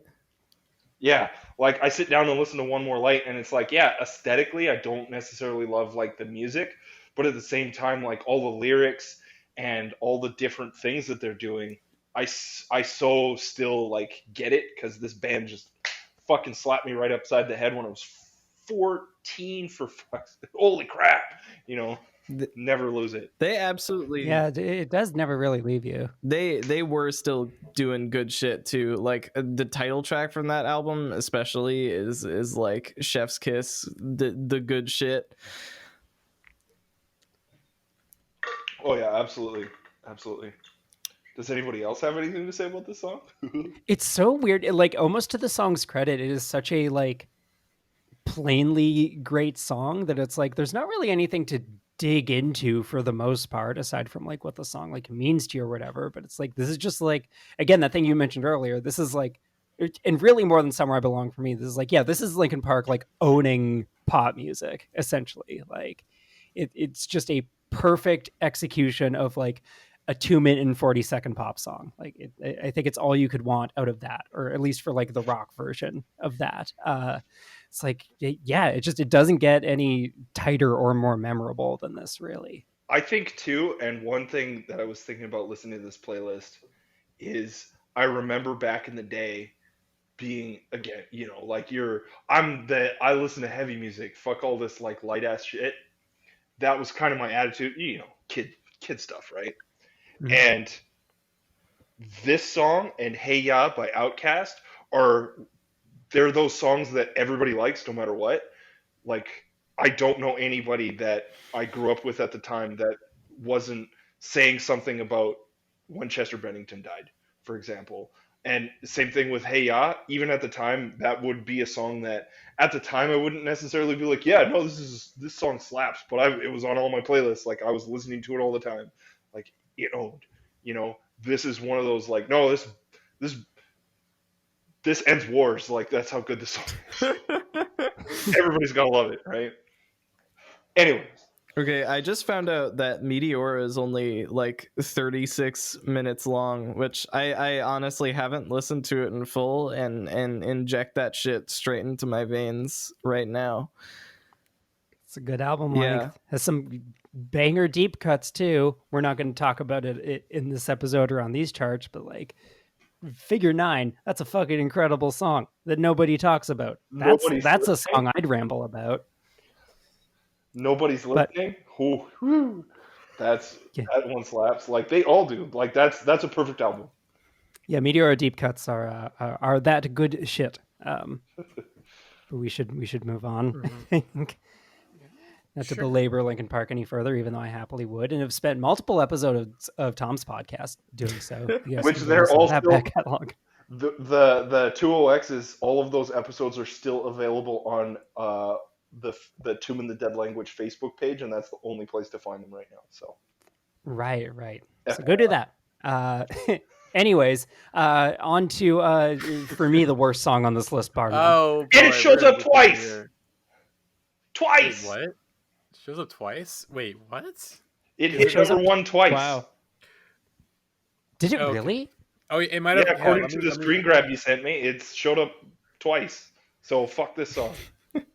Did it really? Let me double check. Let me double check. It was only number one for. Oh yeah, it was number one for 2 separate times. It went number one on September 20th, 2003, and then another song that we're not talking about because the band is bad in many ways.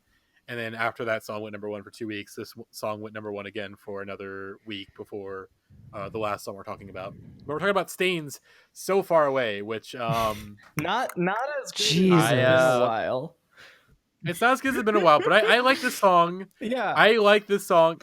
It's nice and it's wholesome. It's about how Stain guy overcame his addiction, and I think that's nice and sweet. And he's grateful for the fact that people really like his music, and the music video is really nice and sweet. It's like it's a nice little live video, and it's just like Stain guy seems cool. Yeah, thank you, Mr. Jim Morrison's son. Okay, no.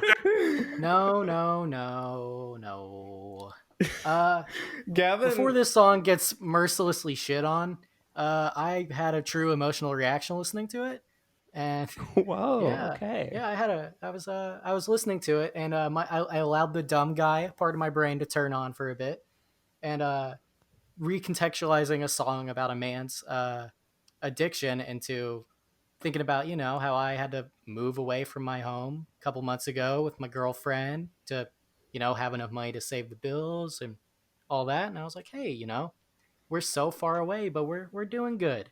So I had to recontextualize it in this butt rock song, but I liked it. I like this song. Now you guys can mercilessly shit on it and tear it apart and break my heart. Well, it sounds like it's just going to be me doing that. So I'll let everyone else. Okay, actually, Lily, to make you feel better, I'm reading the Aaron Lewis Wikipedia page. Lewis supported Donald Trump before the United States presidential election of 2016. Well, now who's headstrong and ready to take on anyone? Stained is a butt rock band. We can't ignore this fact. Yes. Yeah, this is definitely the most butt rocky song on this episode. What for about sure? Headstrong? Come on. Yeah, true. Okay. Headstrong is like the quintessence. When you talk about butt rock, It's headstrong. That's a good that point. is the pinnacle of butt rock. And of course I mean that very badly, but you know what I mean. Like it's That's true. It is everything about butt rock before and after. It is the template going forward for butt rock, for better. Yes. Well, actually, for Yes. worse. I was gonna say for better or worse. For worse, let's just say. Yeah, I think we spent a long time figuring out it was mostly for worse. To which I will say, the worst thing about this song is that it's a butt rock song. Now, hear me out. I think that if this song was, say, a well produced, like, kind of new school sounding country song, you wouldn't, Ooh. other than it being a new school sounding country song, you would have much less to say. Yeah, but Like, You're arguing like if this song was on folklore per se. right. It's like Okay. this song to me has an aesthetic applied to it, which makes it worse. I And think that's is a great because point. it's a bad aesthetic, and because like it's not the appropriate aesthetic for the song. I really don't think. Like it strikes me as such a this is a three chords in the truth song, that why didn't you just do it that way then? Fuck off. Like, why did I have to hear this on the rock station or whatever the hell? You know what I mean? Like, that's where I'm at with this song. Is the worst thing about it is that it sounds the way that it sounds. That's a I compelling have a argument. possibly weird take, absolutely spurned off what you just said, which is that I think Kevin Morby could really do this song some good. We are getting into some far out territory. I think I'm with Alex here. I understand where they're going. Especially with the sonic direction he's taken with the new song Campfire. Like, I don't know, I just feel it in my bones. Kevin Morby could make this song pretty sublime, I think. I mean, Look, Kevin Morby, if you're listening, the gauntlet has been thrown. If you've made it this far. I mean, Stained.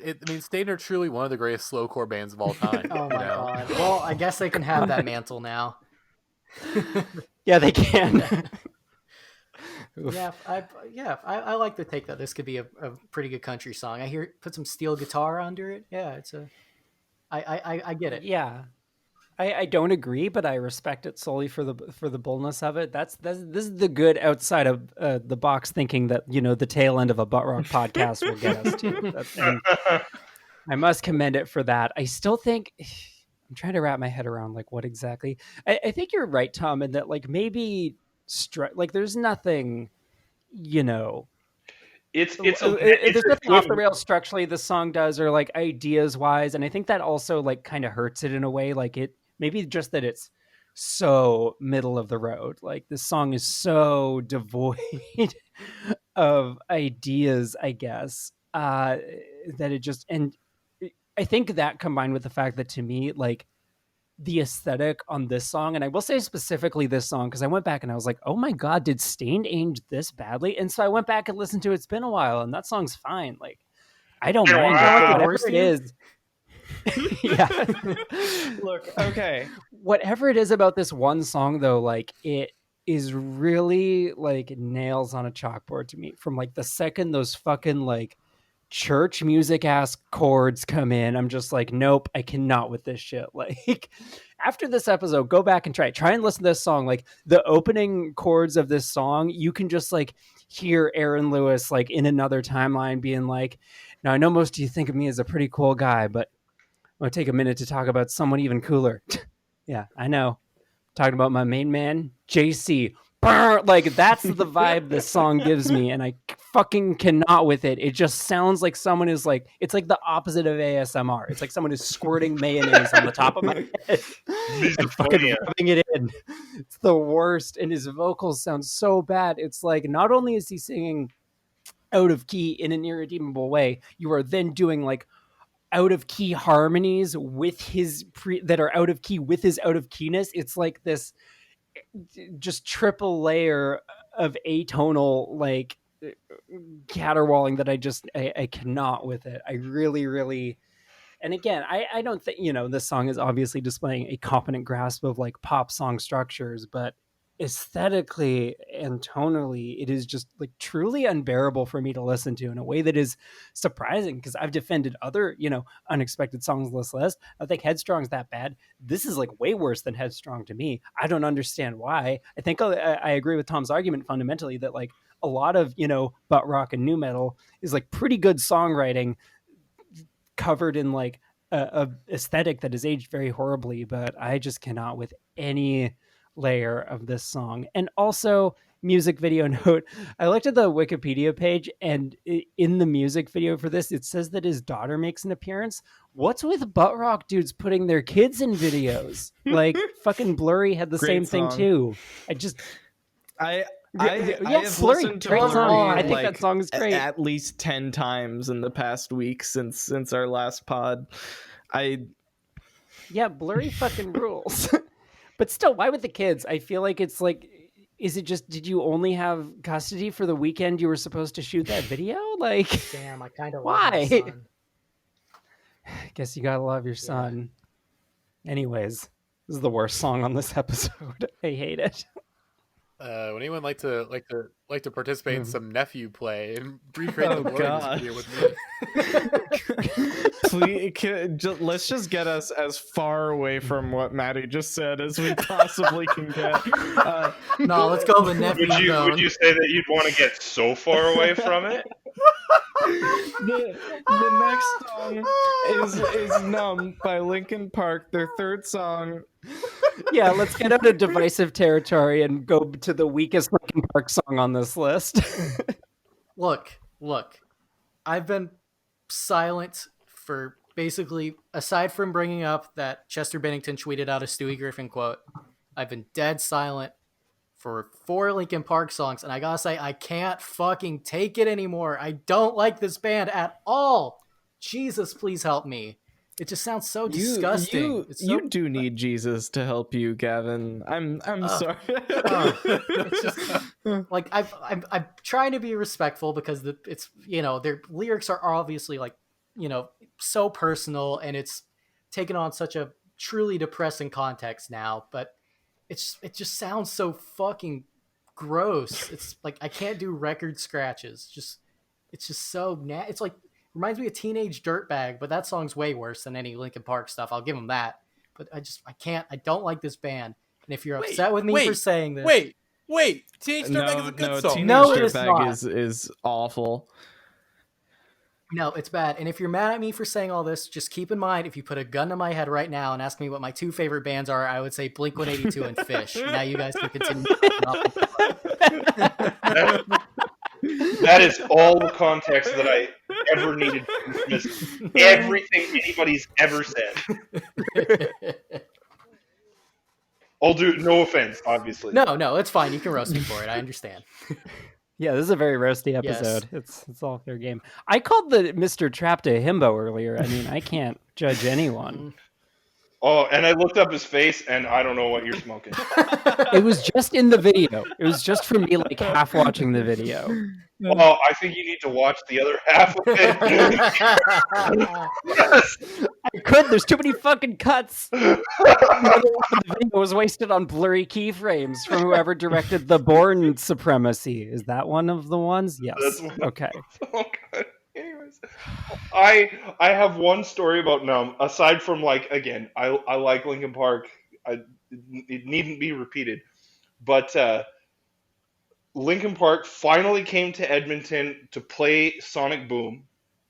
Yes, and this is did. something that I've been building, like my whole life has been building to. And here I am standing in the crowd. Linkin Park is just bringing it, and it was a great show. I don't know if anybody else here is from Edmonton or anything like that. I am the only person from Edmonton here, which is how you got on this episode. There you go. So I don't at that show, though. You were at that show. It was awesome. It was amazing. It was everything I ever wanted. I was like brought to tears the entire time because of all the emotions that this band brings up to me. Mm-hmm. And there's like a quiet, kind of a little bit of a lull for just a second, and these two people in front of me, and I've never felt this emotion before or since. These two people in front of me are like, were just like, man, this sucks. I wonder when they're going to play Numb. And then they started playing Numb, and I've never wanted to punch somebody harder. Whoa. I've never felt that feeling in my life before. They didn't appreciate anything other than that one fucking hit, and I was like, man, I feel like I don't even know what that emotion was, but it was bad. It was an evil, dark emotion, and holy shit, that's my Numb story. Tweet your Numb story with hashtag my Numb story. Hashtag that's my Numb story. That's funny. Funny, I like that. But that's, yeah.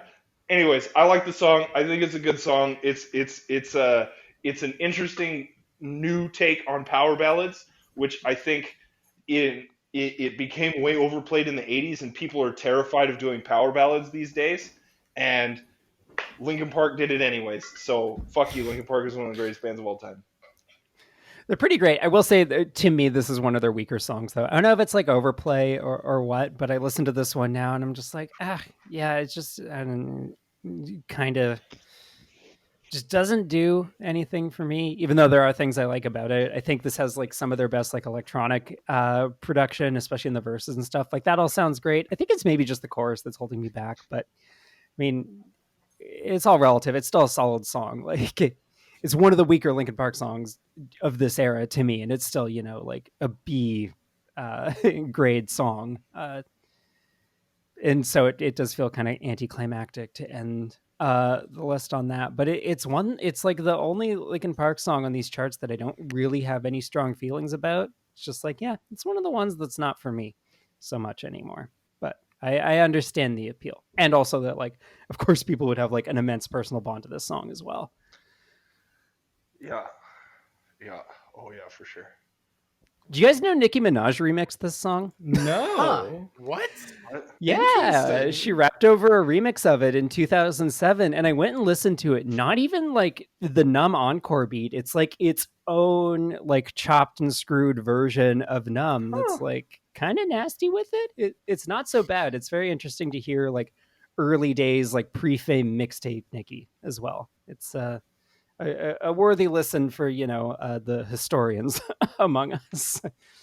Also, I didn't know what else to say about Numb, and I found that fact on Wikipedia and was like, oh, thank God, I'm going to have something to bring to the table for this section. Again, this is a record that I was really hyped for. I love every song on it. I can't necessarily disagree that it's one of the weaker ones, but at the same time, I'm a little bit like, yeah, it did get overplayed to the point that I had a really terrible emotion at a concert. Like, oh god, I can't explain or believe that I've never felt that before or since. Like, what the fuck? That's the song you've been waiting for this whole time? I will say that is objectively a weird choice of like, yeah, being like, oh, I hope they play that one. Like you'd think with Linkin Park would be like Crawling one step closer, or like Shadow of the Day or something. I don't know. That's, yeah, weird to single out Numb there. But it was a huge single, I guess. Yeah, it was. Shit, what the fuck else was I gonna say about it? Do we have any other numb takes to go around? I like the song. I am debating. I think basically all the Linkin Park songs on this list are all like equally good to me. I can't really decide which one I like better. They're all really great for different reasons, and I think this one, if I had to pick the weakest, it would maybe be this one, but I still think, like I said, it's really great, and I think like it's one of the ones that hurts the most after Chester's death. For sure, yeah. Yeah, it's all relative. Like, I feel like this is like the weakest Linkin Park single to me, but it still ranks in like the top 5 of the songs we've covered on this episode. So, you know, make it that way you will. I mean, to that point, I've always felt like, and me and a friend, we kind of came up with this hypothesis that there are certain bands that come around, and they're rare, but they happen, where that band can put out an absolute dud, but that dud that you would say like, oh, Linkin Park, this song would get an F grade, but if another band put it out, they'd get an A kind of a thing. Like you're weighting them differently almost at that point. Oh yeah, for sure. And Numb is one of those songs that really, really, really proves it, because yeah, it's kind of not my favorite Linkin Park song, but also if Stained had put this song out instead, I'd be like, oh, maybe I am a Stained fan. Very true. Okay, so we have nothing else to say. I want to bring it home by raising this question to the core three, and to everyone, because like, so the past 2 episodes of this series like have dealt with eras with very specific trajectories, like lead up to and then fallout of 9/11, and those moods in time are like very much reflected in those charts. And I was like straining to figure out, and the reason I ask is because I really couldn't draw a conclusion on this, but like, what is happening in this era of music? Like, how does this relate to the times and the culture? And maybe it's just because I'm so familiar with it, but it feels like weirdly non-specific to me, as opposed to like the post 9/11 charts being like very pointedly post 9/11 charts. Like, I'm not really sure what is happening here in relation to the culture. Okay. So I don't have like a really solid answer, and I think Matty probably has something better to say, but I did want to point out that I did notice actually two weird things that unified several of these songs, which was that the music videos prominently featured the vocalist falling. I had that same thought. Or the song at some point is like fighting someone, like headstrong, I'll take on anyone, or like, you know, Seven Nation Army, I'm gonna fight him off. Like it I don't know, it felt really weird and on the nose, just like to specifically put it in the parameters of like, these songs happened, you know, after the start of the Iraq War. Yeah, that's a good point. Even in Fate, though, like, you're going to listen to me like it or not right now, there is for sure that sort of like residual confrontational element that's maybe not like as pointed as it was post 9/11, but is still definitely kind of like floating around. I guess maybe that's the takeaway, because like all these songs are kind of oscillating between like that confrontational impulse and then like feeling nothing. Like there's also an undercurrent of numbness to this, with like bring me to life like a stone, send the pain below. It's like the like thesis of all these songs together is almost like, I don't want to feel anything that isn't anger. Yeah, I was gonna say it's a wave of numbness and also just like paranoia. There's definitely an element of paranoia to a lot of these things. Like obviously Headstrong, that's pretty obvious. Paranoia, Send the Pain Below. Even songs that aren't like even Seven Nation Army, there's like an air of or an aura of like paranoia to that song. Of like, I'll fight a Seven Nation Army just to hold. I don't even know the lyrics to that song. It's a jock jam. I don't give a shit. It's fun. But I was gonna say, I so the way that I've been, so obviously originally when we were coming up with the series, I think like I thought basically when I did it, you know, the first episode, I just thought, oh, 9/11, that'd be funny to that'd be a funny little joke. Be like, hey, you know what the number one song on 9/11 was? It was Alien Ant Farm Smooth Criminal. That's funny. But I do think it has become a more serious thing, as like the thing with Americans is that the thing that we have to remember now that we have an election coming up, where we have two candidates, the two main candidates, both have garbage foreign policy. I would say they're, in terms of foreign policy, they're almost equal in terms of their badness, either just on stuff they have done or their current opinions on foreign policy. But here's the thing, that doesn't matter to a lot of Americans, because most Americans don't give a fuck about foreign policy. They don't care about what happens in the Middle East. And so a lot of these songs, the reason why maybe like there's these reaction to 9/11 where these songs, maybe they don't deal with it head on, but you can definitely feel like there's an impact there compared to like the Iraq War. It's that a lot of people just don't give a fuck about what happens overseas. Yeah. The United States is pretty headstrong and ready to take on anyone in terms of foreign policy. Yeah, I literally never think about that shit ever. So I just listen to these songs and say whether I like them or not. Also to clarify, 9/11 is also just like the most important thing that happened in this era to our culture, and I don't know, it's also not a joke. Yeah, I should clarify. Like, I Yes. don't like. I didn't like. Obviously, like, oh, that'd be kind of like a weird, like a morbid punchline. But it really did become more of a serious thing of just being like, it was gonna. It helped set up. I mean, like I said, obviously, this is a jokey podcast. We like to make bits, like to have fun talking about these songs. But I do think that, that at times there is In case you hadn't realized at this in case you hadn't point in realized, time.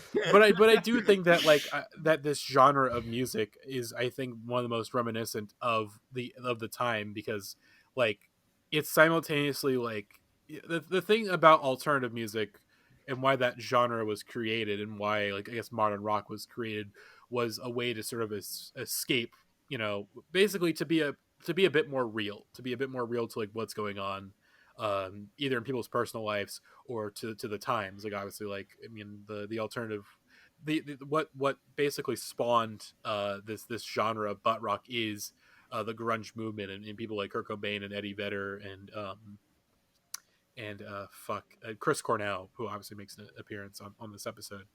And of course, the thing that ends off this episode, of course, so while Numb was at number 1 on the charts, Mark Zuckerberg was creating Facebook, which has gone on to do a lot of great things. Nothing bad at all has been done by Facebook. They've just been one of the greatest companies on earth. Mark Zuckerberg is a swell, normal guy. He's very normal. You know, he's smoking those meats. He's a great fella. That's right. Can I get a cut of The Social Network where instead of hand covers brews, it's the instrumental to Numb when he's inventing Facebook? Oh my god. Oh god. I did have something I wanted to say about Numb, which is that what if instead of Numb, it was Come, and it was about Mr. McDonald's man?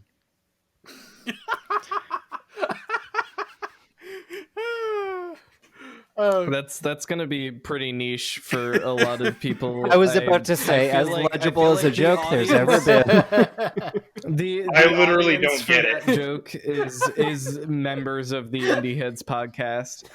Oh god. Okay, let's wrap this up. we need to end this. Yes. Hopefully you enjoyed this episode. We will see you all next week as we look at the era of butt rock. We look at the era of butt rock from the launch of Facebook to the Boxing Day tsunami on the next episode, as we look through the songs that were number 1 in something that would go on to be very bad, and then something that was extremely bad at the time. Very bad at the time that did. I have very distinct memories of when I was a kid, like of that happening. Yeah, as do I. But never. I actually don't know what this event is. It was the really? the tsunami in Indonesia. Yeah, Nicole Kidman and Ewan McGregor made a whitewash movie about it. Yeah. I might watch that. I think Timothée Chalamet was the kid in that, right? Oh my god, really? No, it was either it was not Chalamet. It was Tom Holland. It was Spider-Man. Oh, no Oh, way. That's Yeah, so he was their funny. son. That sounds like bullshit to me. I'm looking this up.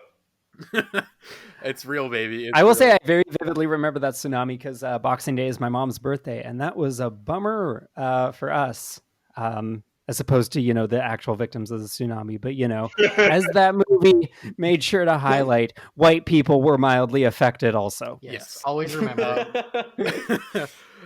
So hopefully you enjoyed this episode. Thank you, Lily, for coming on the podcast. Thank you, Tom, for joining us on the pod. Thank you for being a special guest and giving some insights that I cannot get on butt rock. I can't explain why the production is bad on butt rock, but I'm very glad you were here to give us the technical know-how of how these bands all fucking suck at production and they can't do shit. Except for Linkin Park. True audio engineers in Linkin Park. But yeah. Hope you enjoyed the podcast, and we will see you all next time on the next episode of the Butt Rock number 1s. Bye-bye.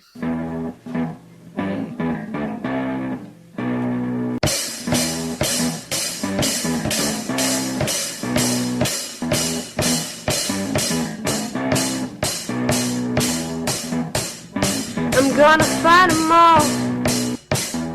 It's Seven Nation Army couldn't hold me back. They're gonna rip it off. Taking their time right behind my back. And I'm talking to myself at night. Because I can't forget. I can pour through my mind. Yeah, the cigarettes.